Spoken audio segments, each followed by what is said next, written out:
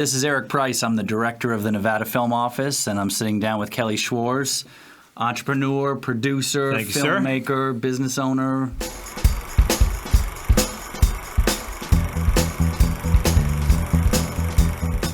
So we had a conversation before where we talked about a bunch of things, and we wanted to continue that conversation because I felt like there was just so much there, so much meat on that bone that I was hoping we could discuss some of it in more detail. Yeah, let's do it. I think we were talking about distribution a lot, and we were talking about traditional distribution.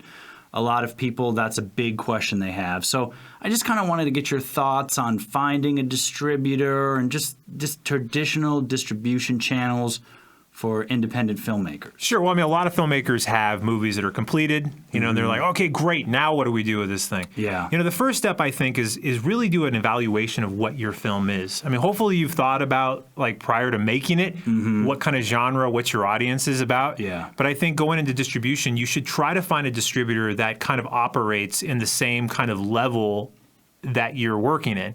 So if you've got a little hokey pokey independent movie, it costs $10,000-$15,000, some good enough stuff to make it entertaining, find a distributor that kind of distributes within that space. But there are distributors that focus specifically on horror films of this budget level, romantic comedies this budget level. They're out there and they're very specific. It's a matter of finding them and connecting with them. Yeah, and I think the first place to start is if you have like IMDb, you can get like an IMDb Pro account, or you can just do a Google search and do some research on like where, you can do a search for like, film distributors lists and pull that up and just go to their website. Spend some time looking at the trailers on their website and then writing query letters that introduce yourself. Maybe you'll give them a trailer, like a link to the trailer of your film, and then start that conversation there. But that's really the first part. And trust me, despite what a lot of filmmakers think, distributors, they want to see your movie. Because their job, acquisitions people,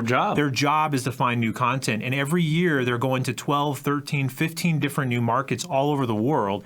And they need to have content to take to these markets. So when approaching a distributor, those are some techniques to find a distributor. And another thing you might do is look at films that are similar to what you're going to make and watch the credits and everything. And, right, and that's see, just it. No, that's another, too. Yeah. But so connecting with a distributor, okay, so now you've located one and you're going to send that first email, that first contact. Right. What, in your mind, what does that look like? Well, I mean, you want to think about the person that's receiving that letter. I mean, you don't want to write them a 10-page docket of your personal life and the history. Nobody cares. Basically, they have 2 seconds. I have to laugh, and I don't mean to interrupt you. Yeah. But that's something I say all the time. Is one, nobody cares, and two, think in terms of the other person's interest. Right. You don't approach someone only thinking about what you want. You approach them thinking, what do they want, and how can I help them to get what they want? The reality is, and I've talked to several distributors, a lot of times they won't even watch the entire movie that they're getting submitted. They can tell within the first 10, 15 minutes of that movie whether or not it's going to be number one quality, number one it's going to be in the same genre that they can sell, and that's really what they care about. Can they sell this to the buyers that traditionally buy certain types of content? So if you have something that's so far out here it's foreign to them, they're going to pass on it. It doesn't matter even how good your content is. If it's way out there and it's away from the range of what they're looking for, so they don't have time to read about the philosophy of your filmmaking style or how many film festivals you want. And despite what a lot of filmmakers think, they think, oh man, I got into like 100 film festivals, so I'm going to put those little laurel leaves. Yeah. They don't even care about that. Some distributors may, but a great majority of the ones that I've spoken to, they could care less. All they care about is that movie something I can sell to my buyers, because they sell to the same group of buyers typically over and over again. It's a relationship business. It is a relationship built these relationships. Yeah. And they're not going to go to someone with a romantic comedy when they deal in horror. So you need to know that going in. Right. And then also, they're not storytellers themselves. They're in this to make money, to distribute films to make money. So you have to show them how working with you, they'll make that money, right? I mean, yeah, and it goes back to the budget side. I'm an advocate of making cheap movies. I mean, if you go to a distributor and say, hey, this movie cost $1 million, they're going to go, well, that's great, we'll take it, but there's no way you're going to recoup that. I mean, the sad reality is most movies that are picked up that are on the small budget level, they're lucky. I mean, they really are lucky if they break $100,000 over the course of 5 years. Now, that $100,000 is something that might go to like 10 different people. It could go to the fulfillment places, or it could go to back to the distributor. So the filmmaker sees a small portion of that. So if you've got a $200,000 movie, you're going to be in the deficit, because that's the sad part about it. So the economy's changed because everybody's making movies. There's so many movies that are out there. And we talked about that before. The barriers to entry to making a movie have come down. Right. You can make something for less money, so more people are making things. Right. Which is a good thing. But, so like if you figure out a way to make a really awesome $30,000, $40,000 movie, and then, let's say hypothetically you have a really good situation and you end up making your money back plus maybe 10 or 15%, that is a huge win in today's market. That's a huge win. And I think that's kind of has to be the kind of goal that you look at when you're approaching that. So hopefully if you're sitting here listening to this or watching this, you don't have a $100,000 movie to sell. And if you do, you better invest in maybe hiring a foreign sales agent for yourself who can shop your title at the markets and deal directly with the buyers. So distribution versus foreign sales agent versus all that stuff. I mean, foreign pre-sales and using that to finance your film, that starts getting into some territory where people just don't quite understand it all. Yeah, I mean, for the basic part of this conversation, having a film that's already completed, I mean, you're not going to be thinking about pre-sales because it's already done.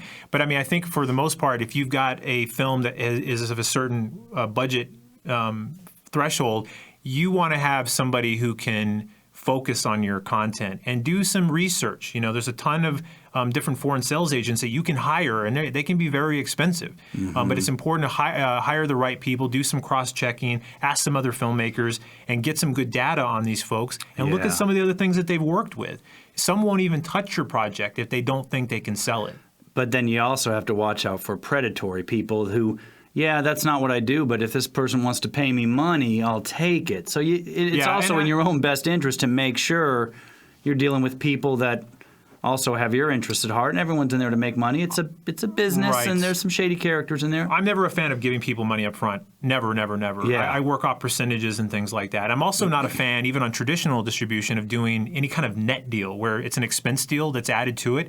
So typically I only do gross deals. And then I basically limit, even if I'm getting a smaller percentage of gross receipts, at least I know that the second that movie's making money, that is coming back to me. Because if you have expenses that's built into the contract, unfortunately what happens is by the time the distributor recoups that money, they've got 100 new titles. And your title is not a top shelf priority for them. It's not their priority anymore. And so it's lucky if it gets pushed at all. It's on a catalog listing. It may be on a small little flyer somewhere, but that's the extent of it.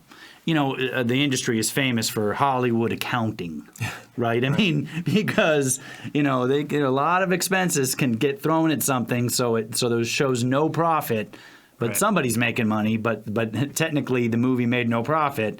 But for some reason, everybody else is getting paid, just not you. Yeah, I mean, not to beat up on distributors, because distributors do have things that they have to recoup their money back in. But at the same time, I think it's about, look, this is a business arrangement.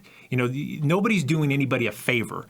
This is a business arrangement. And I think if filmmakers started thinking of it as that, I've had a distributor one time tell me, he goes, well, I have to have expenses. I go to all the film markets. I do all these things. And I said, well, let me stop you there. I said, so if you don't take my film, does that mean you're not going to go to the market? He says, well, no, I go anyway. I was like, so there you go. You're already going to be there. And here's the thing. That's your problem. That's not my problem. Just like it wasn't his problem to finance the film. Yeah. I paid for the film. It's my film. So the way I look at it is this is a mutually beneficial arrangement. You're not doing me a favor by taking my content overseas. And I have a distributor now that I work with, and it's very transparent. It's very clear. Yeah. But that took a long time to find. When you tell that, because I've heard you tell that story on some of your podcasts and your Facebook Live things. You say, I have a distributor. When you say that, does everybody just call you and say, well, give me his name or her name? I've had some people say that, and I do. I mean, I try to patch up the company that I work with a lot of different people, because I know at the end of the day, that at least they'll have an honest conversation, you know. And I've learned to deal with people too, you know. So like everybody, there's a different personality for everybody, and that's another thing. If you're going to be invested or married to a company, you have to also think about the relationship that you're going to have with that person, you know, on a very personal level too. Sure. It's a business to business relationship. I mean, someone told me once, about doing business, you know, if you meet people that you wouldn't do business with, for your whole life, why do business with them for one day? That's right. Right. You know, you want to, it takes time though to build those quality relationships, to find those types of people that you'll do business with, hopefully for a lifetime and not just one project. Right. You know, right. To get through distribution a little bit and to touch just a little bit on film financing, because a lot of these concepts are very detailed and we're trying to go through them in a short period of time. But a little bit on film financing, one of the questions we get a lot of the office, people come in and they're looking for someone to finance their movie. Yeah, I mean, unfortunately, there's no clear answer for that because there's about 1,000 different things that go into that. You know, number one, it's not like, oh, I've got this amazing script, I'm going to find somebody who loves it and they're going to give me lots of money and do that. There's a very complicated math that goes behind film financing. And I tell that, just not to cut you off, I tell that to a lot of people. They say, I have the greatest idea ever. And I go, I'm sure you do. But everybody has their own idea, which they also think is great.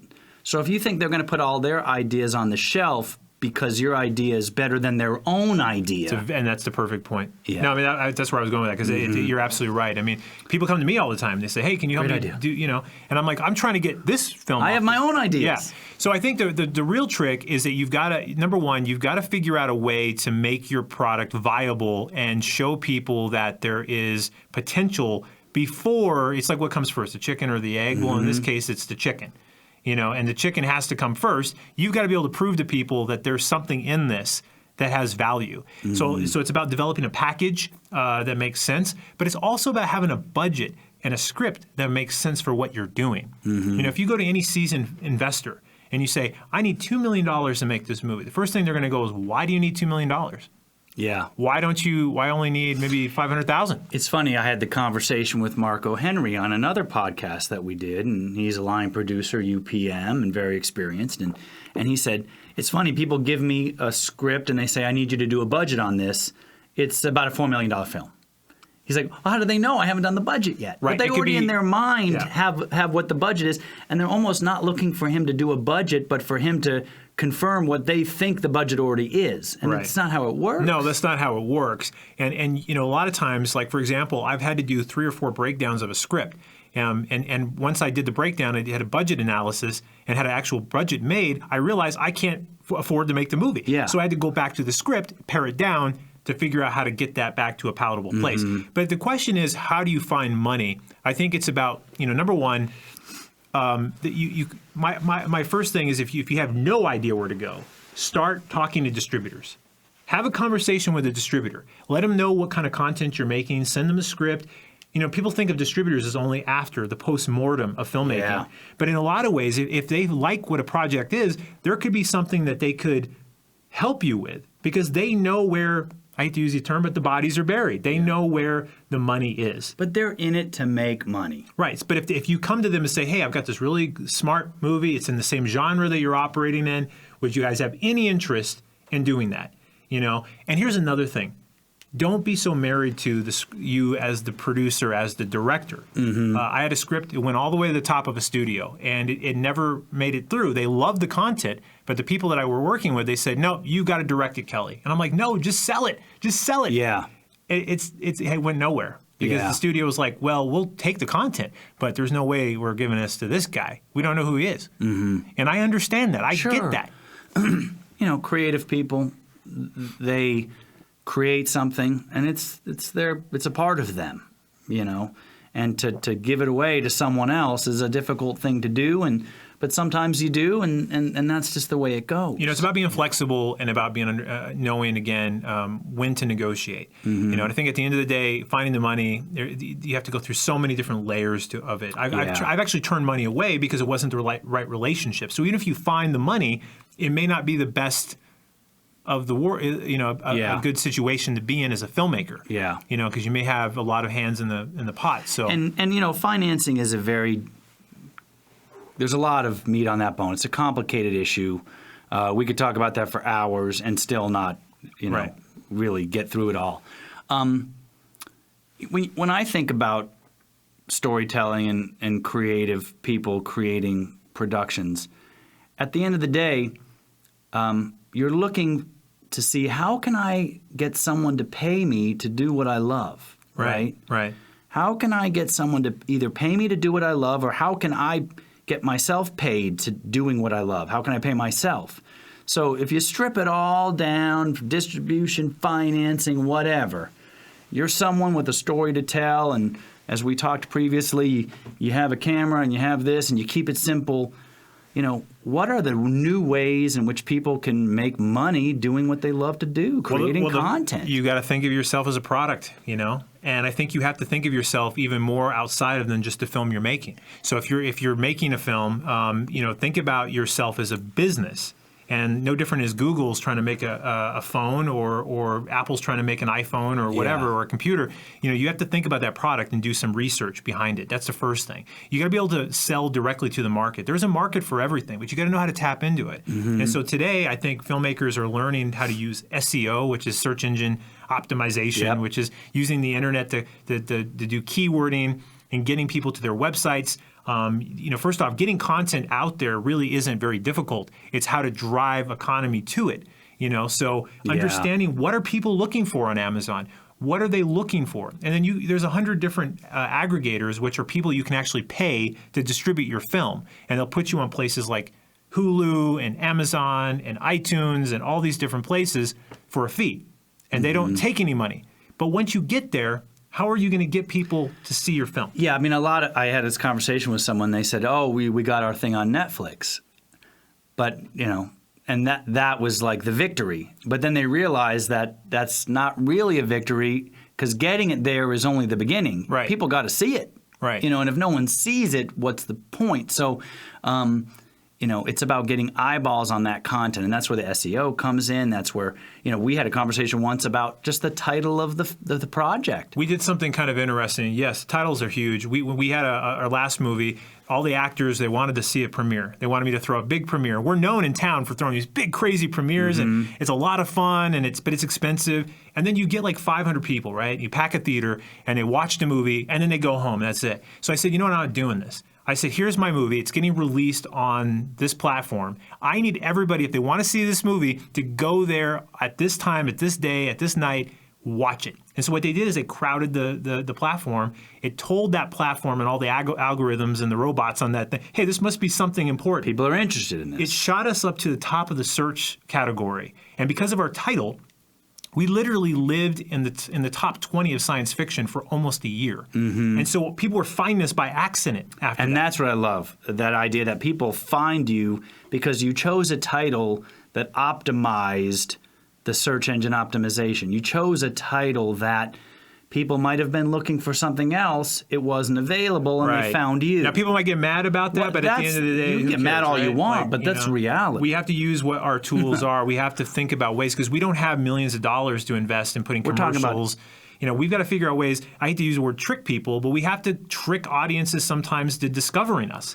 I think it's just that's how the world works now. And distributors are doing this left and right. They're changing titles of movies. If they've got something that comes out looks good, they'll change the title of it. And that's where I think they do A/B testing. I've given this same movie 2 titles, and when title A gets clicked 50% of the time and title B gets clicked 37% of the time, we're going to go with title A. Right. And then and they do that. Like Netflix, for example.